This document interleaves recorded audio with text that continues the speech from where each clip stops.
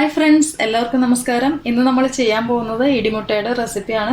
ഇഷ്ടപ്പെട്ടാൽ ലൈക്ക് ചെയ്യുക, കമൻറ്റ് ചെയ്യുക. അപ്പോൾ നമുക്കിത് എങ്ങനെ ഉണ്ടാക്കുന്നത് നോക്കാം. അപ്പോൾ ആദ്യം തന്നെ നമുക്ക് എഗ്ഗ് ഒന്ന് ആവിയിൽ വെച്ച് വേവിച്ചെടുക്കണം. അതിനായിട്ടൊരു ഇഡ്ഡലി ചെമ്പ് എടുക്കുക. അതിൽ തട്ടിൽ കുറച്ച് ഓയിലൊന്ന് തടവിയതിന് ശേഷം നമുക്ക് ഓരോ എഗ്ഗും അതിലേക്ക് ഒഴിച്ചു കൊടുക്കാം. ഇതിനി അടച്ചു വെച്ചൊരു 10 മിനിറ്റ് ആവിയിൽ വേവിച്ചെടുക്കാം. 10 മിനിറ്റ് കഴിഞ്ഞു നമുക്കൊന്ന് തുറന്നു നോക്കാം. ഇതിപ്പോൾ ആയിട്ടുണ്ട്. ഇതൊന്ന് ഇനി തണുക്കാൻ വെക്കണം. തണുത്തതിന് ശേഷം നമുക്കൊരു സ്പൂൺ കൊണ്ട് ഇത് മാറ്റാം. തണുത്ത് വന്നിട്ടുണ്ട്. നമുക്കിതൊരു പ്ലേറ്റിലേക്ക് മാറ്റാം.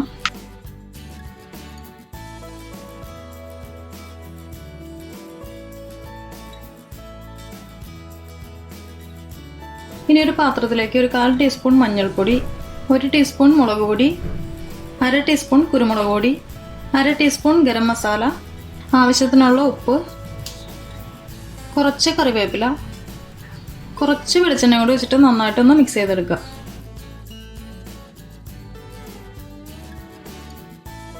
ഇതിലേക്ക് ഒരു 1/4 മുറി നാരങ്ങയും കൂടെ ഒന്ന് പിഴിഞ്ഞ് ചേർക്കുക.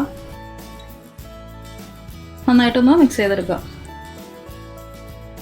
അപ്പോൾ നന്നായിട്ട് മിക്സ് ചെയ്തെടുത്തിട്ടുണ്ട്. ഇതിൻ്റെ ടേസ്റ്റ് ഒന്ന് നോക്കുക. ഉപ്പ് എരിവ് പോരാന്നൊക്കെ ഉണ്ടെങ്കിൽ ഇട്ട് കൊടുക്കുക.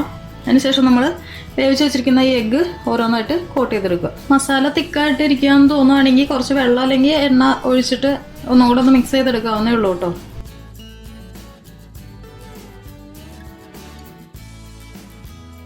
ഇതൊരു 15 മിനിറ്റ് മാറ്റി വയ്ക്കാം.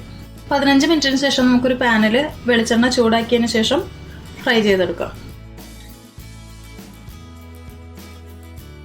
ഒരു സൈഡ് ആവുമ്പോൾ നമുക്കൊന്ന് തിരിച്ചിട്ട് കൊടുക്കാം.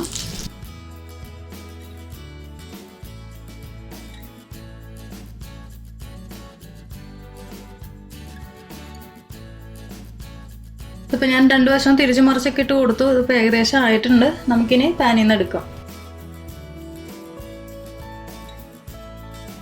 അങ്ങനെ നമ്മുടെ ഇടിമുട്ട റെഡി ആയിട്ടുണ്ട്.